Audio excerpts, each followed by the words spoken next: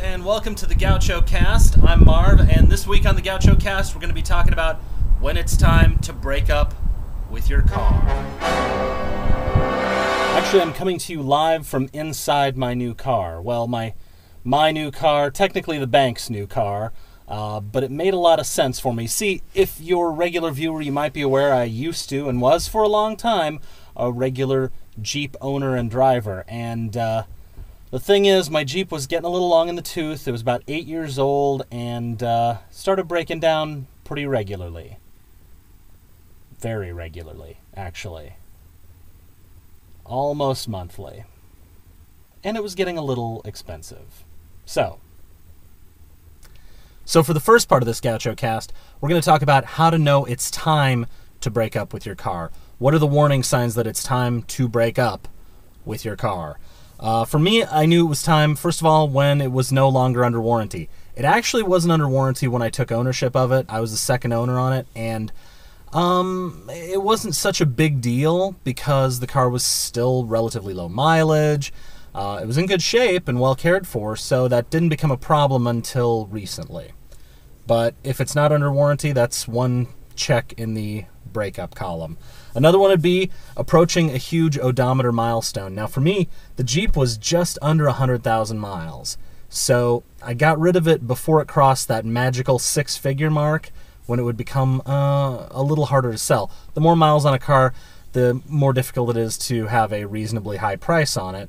So I figured unloading it before it crossed 100,000 seemed like a good idea.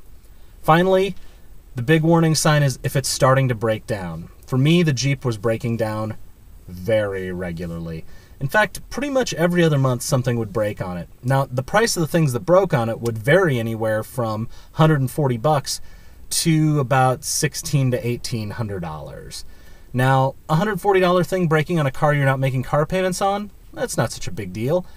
But when a $1,600 thing breaks, you better believe you're going to wish you had a warranty, because that had to come out of my savings, and that took a big bite out of my savings. So I figured with all those things happening and happening on a regular basis, some quick gaucho math worked out like this. Let's say the Jeep was breaking down 6 times a year at an average of about $400 a thing that broke, which is pretty fair assessment. That means I was spending about $2,400 a year on repairs. Now, if I were to, let's say, lease a new vehicle, well, I'd be making about $3,500 a year, $3,600 a year in payments. Well, you factor in with the Jeep that I was at least $2,400 a year, not including the cost of tows, which I had a few of those. That's about $240. It works up pretty quick to be that I'm actually spending the same amount of money, but on a vehicle I can actually rely on. Now, this is nothing against Jeeps. I know there's a lot of Jeep owners out there. I loved my Jeep. I really did love it. But you know, there's a time in Jeep ownership, particularly for you Jeep diehards out there, when you have to know when it's time to cut your losses and move on. And so I'm afraid I had to break up with the Jeep. It wasn't easy. There were a lot of tears. But in the end, I think it was better for both of us. Alright, so you know when it's time to get rid of your car, but do you know how to do it? Here's a few quick gaucho hints. First of all, I've got some notes written down here. If at all possible and you own your car outright, sell it privately. You can usually get about, on average, around $1,000 more, give or take, than you get trading it in. Now, if you're not upside down in your car and it makes more sense to trade it in if you still owe money on it, then go that route. For me, I own the Jeep outright, so it just made more sense for me to flat out go ahead and sell it on Craigslist, and I got a really good price. If you go to Edmunds.com, you can get the appraisal value of your car, and that way when people start hemming and hawing and trying to deal you down on it, you can say, hey, look, this is worth X amount, and I'm selling it for a little less. So really, you're getting a pretty great deal. That really worked to my advantage. You can also go to carbuyingtips.com. Now, their site's a little janky, actually pretty cluttered, but they do have private bills of sale on there that you can print out and put all the information in. It's an Excel spreadsheet. Very handy. I've used it a few times. Finally, research. Research is key when you're looking for what vehicle you're going to go get. Now, for me, what I was worried about, since the Jeep had kind of drained all my savings, is I needed cash on hand. So a lease made more sense for me, specifically a lease with no money down. So instead of taking all the money I made off the sale of the Jeep and pouring it into the down payment or a down on a lease, what I did was start searching for zero down sign and drive leases. Now, here's another Gaucho tip I recommend. Use Google Docs. They've got a spreadsheet on there if you don't have Excel on your own machine, or Numbers, or whatever program you might use. And I just did a quick spreadsheet kind of breaking out everything you need to know about every lease deal I ran across on all the cars in the class I was looking for. I was looking to downsize, but I still needed to haul some stuff.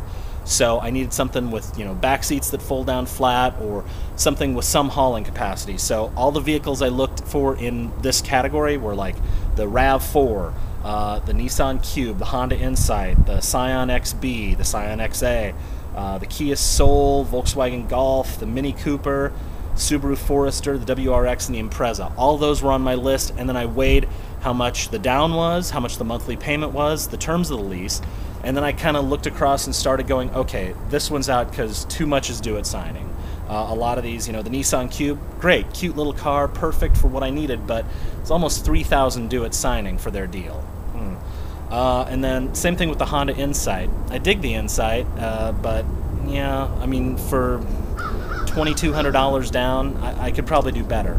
Mazda had a great sign and drive deal for zero down. That's what I was looking for. So I went, and I had to choose from dealer stock. Fortunately, there's a couple Mazda dealers in the area, so I had a few to choose from, and that's when I found this one. I opted for the Mazda 3. It's a 5-door hatchback, loads up almost like a small sports wagon. It's perfect.